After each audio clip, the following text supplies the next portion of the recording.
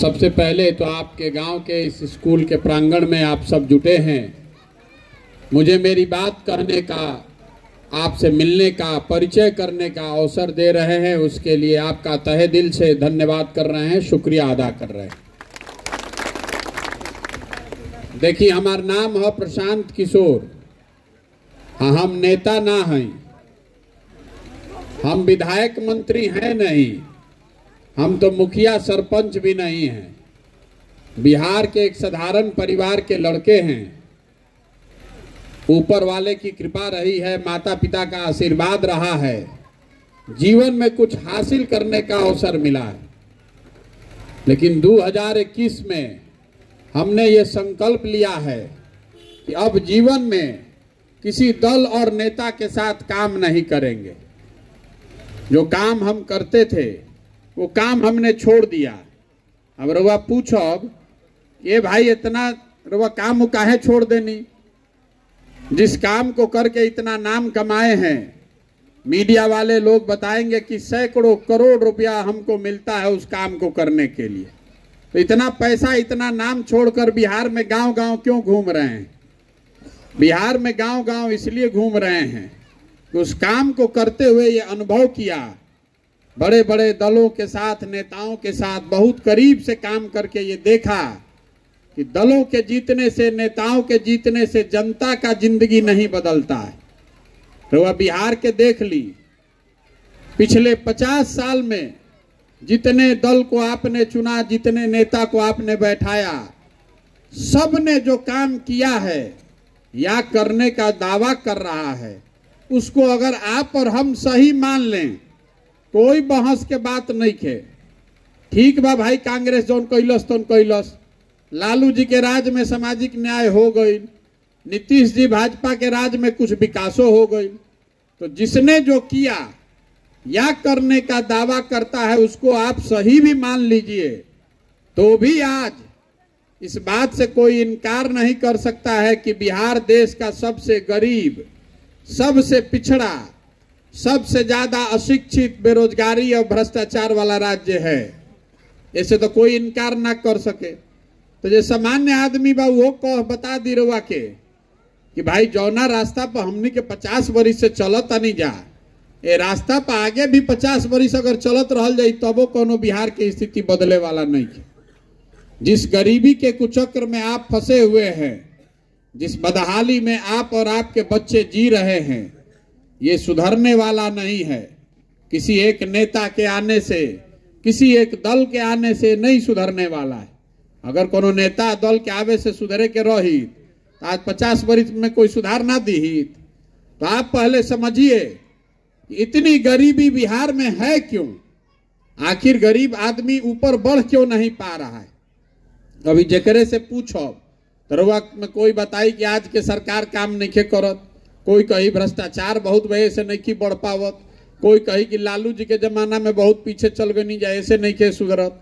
ऐसी बात नहीं है। 1965 के बाद से लगातार बिहार दूसरे राज्यों के मुकाबले पिछड़ रहा है और हम लोग कभी 50 के दशक में देश में सबसे अच्छे राज्य में बिहार की गणना होती थी। आज हम लोग देश के सबसे गरीब और पिछड़े राज्य हैं। तो आखिर ये दुर्दशा हमने के भइल काहे बा? देखिए, एकरा पीछे मूल में जो वजह है कि गरीबी से निकलने के 3 रास्ते दुनिया भर में जो हैं, वो तीनों रास्ते बिहार में ज्यादातर जनता के लिए बंद हैं। गरीबी से निकलने के 3 ही रास्ते हैं। पहला रास्ता का बा? अगर रउआ घर के लइका कोनो पढ़ लिख जाई, नौकरी पा जाई तो रउआ गरीबी से निकल सकतानी। दूसरा रास्ता ई बा कि अगर रउआ भी जो खेती लायक जमीन होके तो खेती किसानी करके रउआ आगे बढ़ सकतानी। जेकरा भी जो दोनों नहीं के, अगर पैसा होके, पूंजी होके तो दुकान दौरी व्यापार करके रउआ आगे बढ़ सकतानी। तो रउआ अगर गौर से 2 मिनट देखब, समझे के प्रयास करब, तो बिहार में तीनों चीज नहीं के। ज्यादातर लोगों के पास पढ़ने का व्यवस्था ही नहीं है।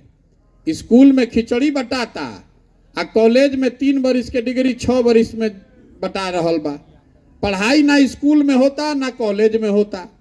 तो राउर लड़का जब पढ़ते नहीं थे तो मजदूर ना बनी तो डॉक्टर इंजीनियर और कलेक्टर बनी, उसको तो मजदूर ही बनना है। और दूसरा रास्ता ये है, मान ली कि पढ़ाई के नहीं व्यवस्था, तो खेती करके आदमी आगे बढ़ सकता। तो बिहार में 100 आदमी जो रहतड़न, उनमें 60 आदमी के पास 1 इंच 1 धूर जमीने नहीं है। देश में 100 में 38 आदमी के पास जमीन नहीं है। लेकिन बिहार में समाजवाद के नाम पर राजनीति हुआ है दशकों से, लेकिन यहाँ 100 में 60 आदमी के पास जमीन नहीं है।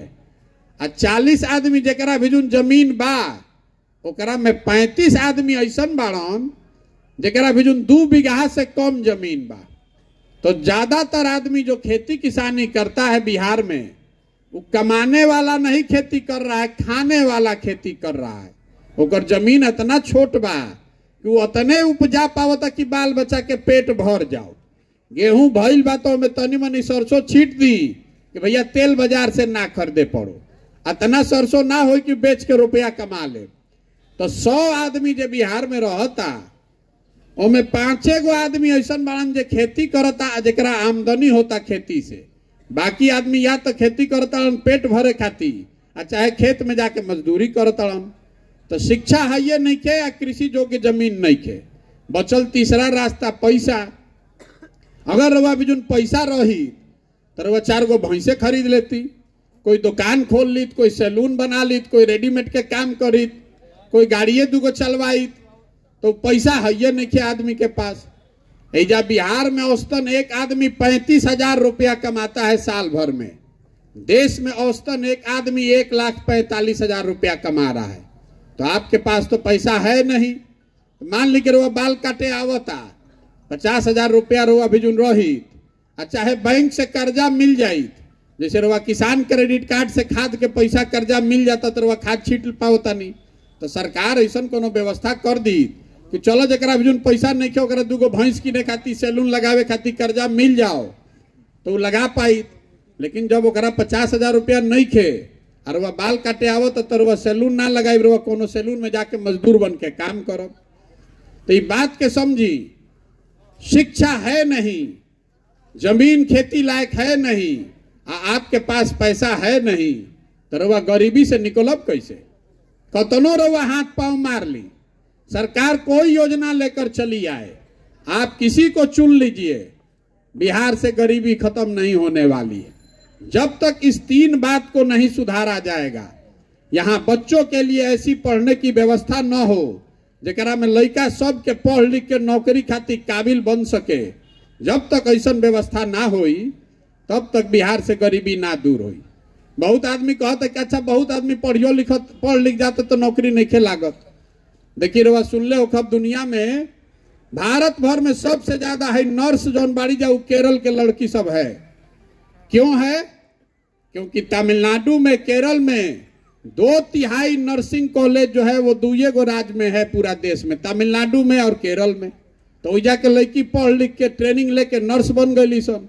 तो हजारों की संख्या में वो लड़कियां नर्स बनकर देश दुनिया में काम कर रही हैं। तो अगर बिहार में शिक्षा ऐसी हो जिससे लोगों को रोजगार मिले, उससे रास्ता खुलेगा। तो शिक्षा तो सुधरे के चाहिए, इतना बात तो सबके बुझाता। इतना आदमी रुआ बैठल बानी, रुआ बताई हमरा से एक बात पर सहमति बा ना भाई कि शिक्षा का व्यवस्था होना चाहिए, ओके के चाहिए ना? सब सोच के बताई फिर से, बिहार में और कुछ होके चाहे ना, लइकन के पढ़े के व्यवस्था होके के चाहिए ना? सबे कहता कि होके के चाहिए, इतना तो सबके बुझाता। तो अभी 2 मिनट में रवा के बतावो तनी कि राउर दुर्दशा काहे बा। रवा अभी कहनी है कि भैया और कुछ होके चाहे ना, बिहार में शिक्षा के व्यवस्था होके के चाहिए। तो तनी अपना लइकन के नाम पर ईमानदारी से दिल पर हाथ रख के बोली कि जीवन में कभी शिक्षा खातिर वोट देले बानी? कोई बा बीरे में देले बा? कोई नहीं खे देले ना।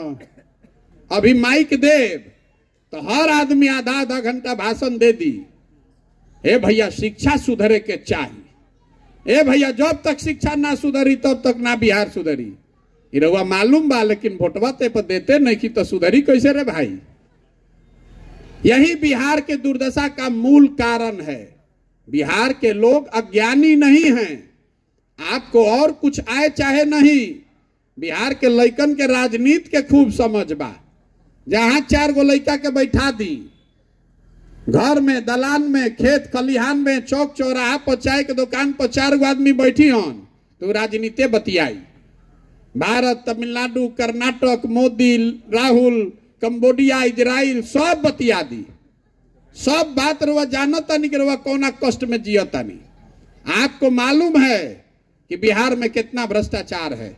आपको मालूम है कि यहाँ सड़क नाली गली का हालत खराब है, खेत में पानी नहीं है, लड़कों के पढ़ने की व्यवस्था नहीं है, लड़कों को रोजगार नहीं है। 2000 के धान रुआ 1500 में बेचता नहीं, 277 के यूरिया 500 में खरीदता नहीं। ये सब बात तो रुआ मालूम है, हम रुआ के नया क्या बताई। लेकिन जहिया वोट हो रे भाई, वो दिन सब बात भुला जाई। बिहार में वोट के दिन तो आदमी के 4 गो बात याद बा। पहला बात, हमार जात का बा, आ के हमारा जात के खड़ा बा, चलो इनका कब के लिए वोट दिया। जिन जात से बच गईलन ओकरा के हिंदू, मुसलमान, भारत, पाकिस्तान, पुलवामा के नाम पर वोट लिया था। काल तक रुआ संकल्प ले ले बानी कि अब की हाली भाजपा के सांसद के वोट ना देवी तो मुंहो निखन देखले 5 बरिस। आ तले वोट आई हल्ला होई, सब हिंदू एक हो जा मियाँ जी लोग ना जीते के चाही, ओहू से आदमी नहीं खन मानत। आदमी कहतन क्या रही, छोड़ा ही सब बात, ऊपर देखा, ऊपर मोदी जी के देखो है नाली गली में जुराइल बड़ा, ऊपर देखा पाकिस्तान हो गई, तू है गांव के बतियावत, चलो जल्दी भाजपा के वोट दो। तो सबे ऊपर देख के दे दिलस वोट मोदी जी के, भाजपा के।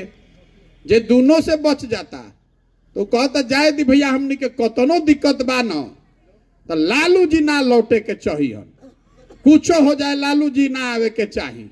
तो चलो भैया लालू जी के डर से आदमी भाजपा के दे दिलस। आ चौथा हमनी के मुसलमान भाई लोग बा, ई लोग कहते कि भैया जी ही चाहे मरी, भाजपा के ना वोट दे सकीला जा, भाजपा तो मुसलमान विरोधी पार्टी बा।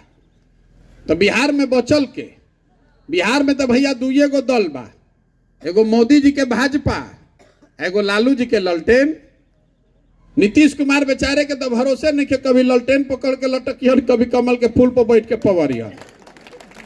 तो मुसलमान कह रहा है कि भाजपा के दे ना सकी तो बचल के ललटेन लौकत, ललटेने के दबावल जाओ वोट। रवा ईमानदारी से बताई, ये 4 चीज पर ना वोट पड़ता भैया। तो काहे कि हमनी के दिमाग खराब करता नहीं जा, माथा पीटता नहीं जा।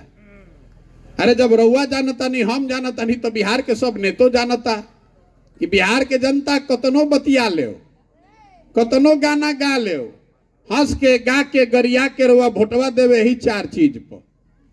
तो जानिए रहल बा कि जब यही 4 चीज पर वोट पड़ी तो काम करे के जरूरत का बा। यही बिहार के दुर्दशा का मूल कारण है। यहाँ का जो जनप्रतिनिधि है उसको हारने का, काम के आधार पर हारने का डरे खत्म हो गया है।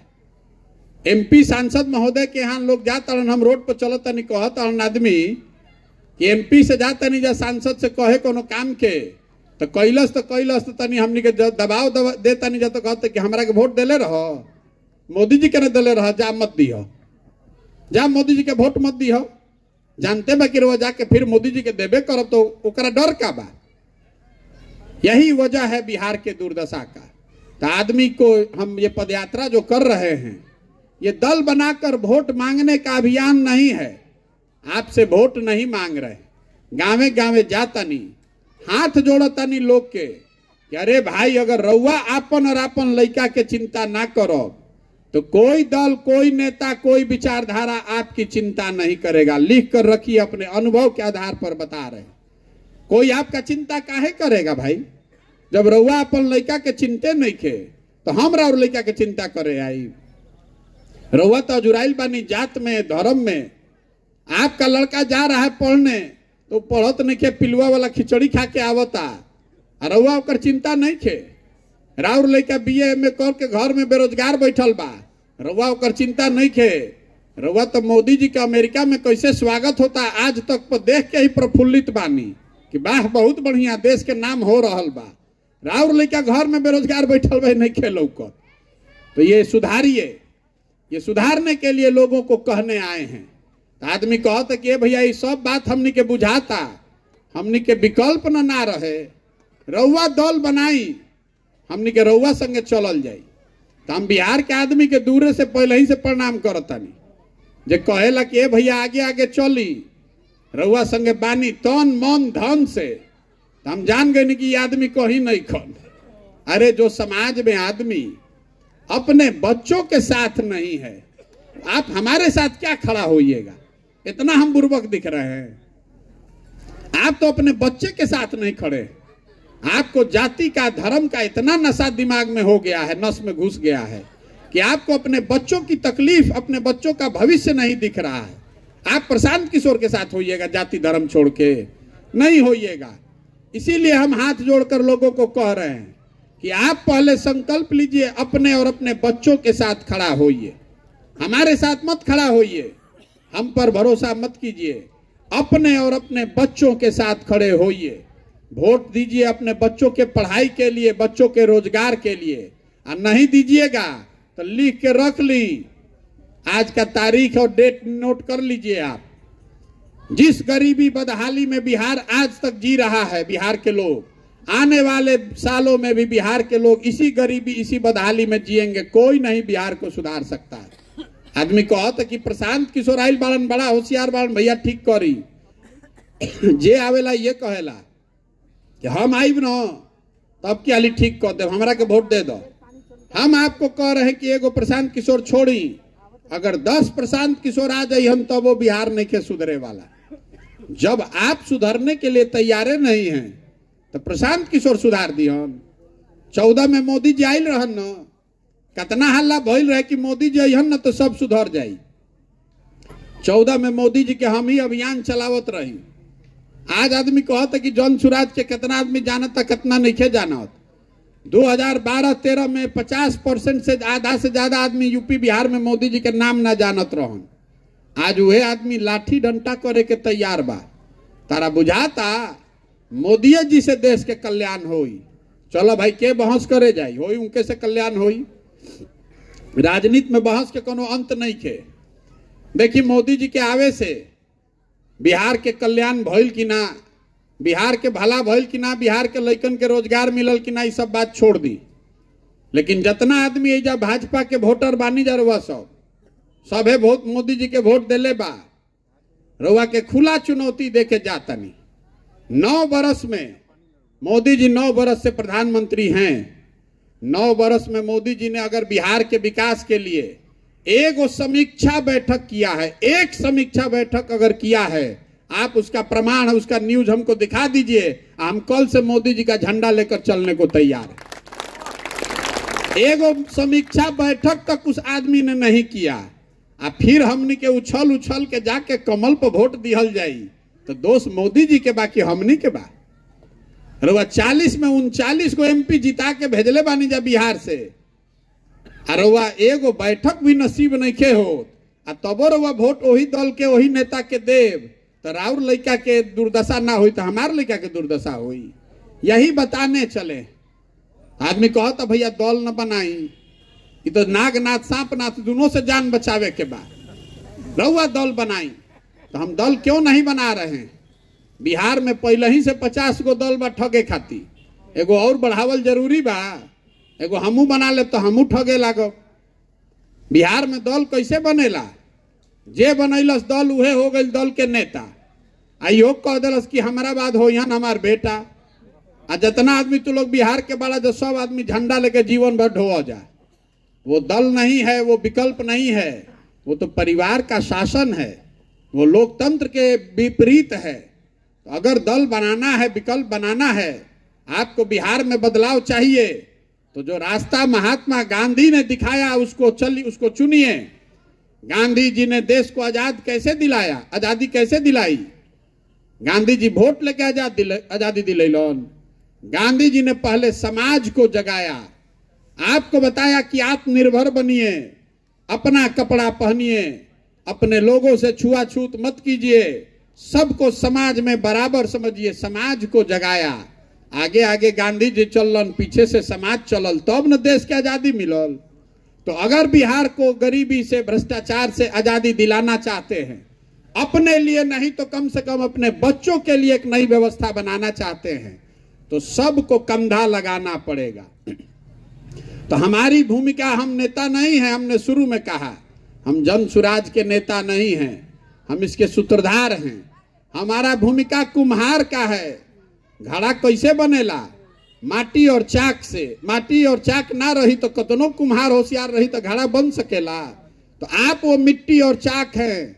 हम निकले हैं, गांव गांव घूम रहे हैं, साल 1.5 साल 2 साल पूरा बिहार के गांव गांव घूमब।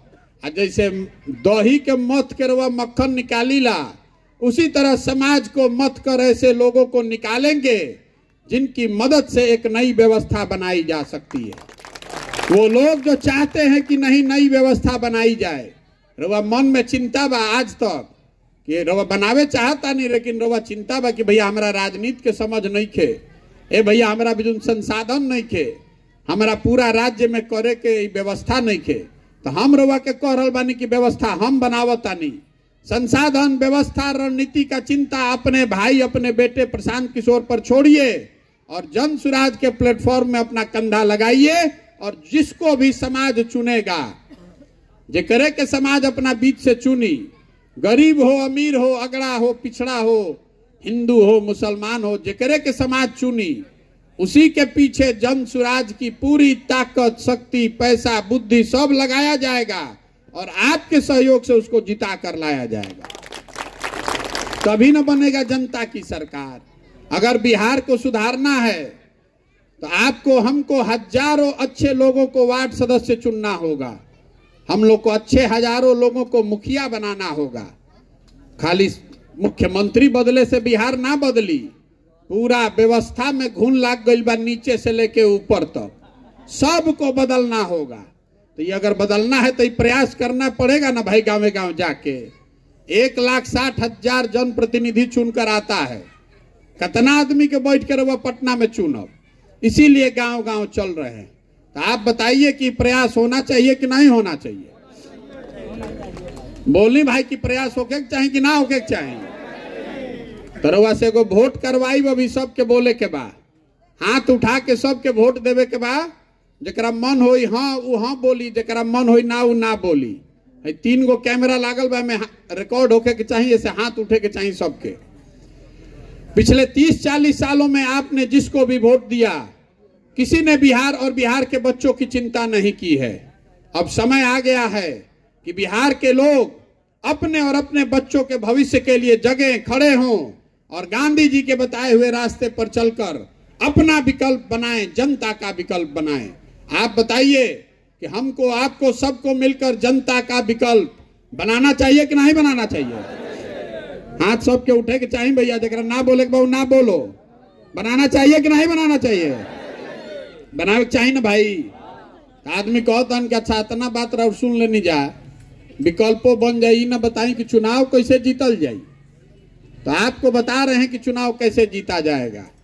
लोकतंत्र में जन बल के आगे कोई बल नहीं है। जितना समीकरण बा, जितना नेता बाड़न, एक बार रउआ खड़ा हो जाए तो आपके सामने कोई नेता, कोई समीकरण टिकने वाला नहीं है। आ दूसर जे हमरा के तनको मन का जानता, ओकरा मालूम बा कि प्रशांत किशोर के और कुछ आवे चाहे ना, चुनाव लड़ावे आवेला। पिछले 10 बरस में जिस नेता का, जिस दल का हमने हाथ पकड़ा है, वो चुनावे नहीं हारा है।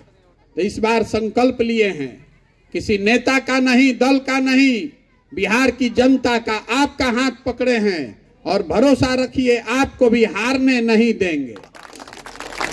हम उनमें से नहीं हैं जो लड़ने के लिए लड़ता है। अगर हम लड़े आइल बानी तो मान के चली के कर जीते के खाका दिमाग में बना के ले आइल बानी।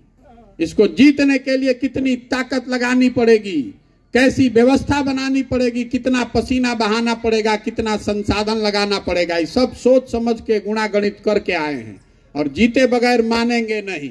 आप आइए और अपने बच्चों के लिए इसमें शामिल होइए। ठीक लगे तो आइए और इस व्यवस्था को बनाने में अपना कंधा लगाइए। एक ऐसा बिहार बनाइए कि हम लोग के बच्चों को पढ़ने के लिए और रोजगार के लिए बाहर जाकर जलील नहीं होना पड़े। आज बाहर जब बिहार के लोग जा रहे हैं तो बिहारी कह के हम लोग को जलील किया जाता है। ये शब्द बिहारी गाली बन गया है। बिहारी मतलब अनपढ़, बिहारी मतलब बेवकूफ। अरे हमनी के सब आदमी बेवकूफ बानी जा? हम लोग बेवकूफ नहीं हैं। यहाँ के नेताओं ने और व्यवस्था ने हम लोग को बेवकूफ बना दिया है। एक बार आप खड़ा हो जाइएगा, ये तो ज्ञान की भूमि रही है। देवताओं को भी आकर यहाँ ज्ञान मिला है। 1500 साल तक इस देश की राजनीति चली है बिहार से। आप में, आपके बच्चों में बिहार की भूमि में वो ताकत है। आप वो व्यवस्था बना सकते हैं। आप खड़े होइए और देखिए कि कैसे पूरे भारत में ये मॉडल बनेगा कि बिहार के लोगों ने वो करके दिखाया है जो देश के किसी हिस्से में किसी ने नहीं किया है। इससे हम लोग का गौरव वापस होगा। विकास तो जया होई तैया होई।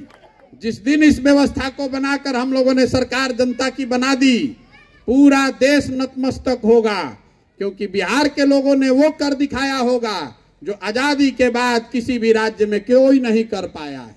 तो अगर आपको लगता है कि जो काम हम कर रहे हैं ये ठीक काम है, ये बिहार के बच्चों के भलाई के लिए है, तो वैसे हम वोट ना मांगनी, आपसे चंदा नहीं मांगे, आपसे हम अपना नजर घुमाकर देखिए कहीं फोटो वोटो नहीं लगाते हैं।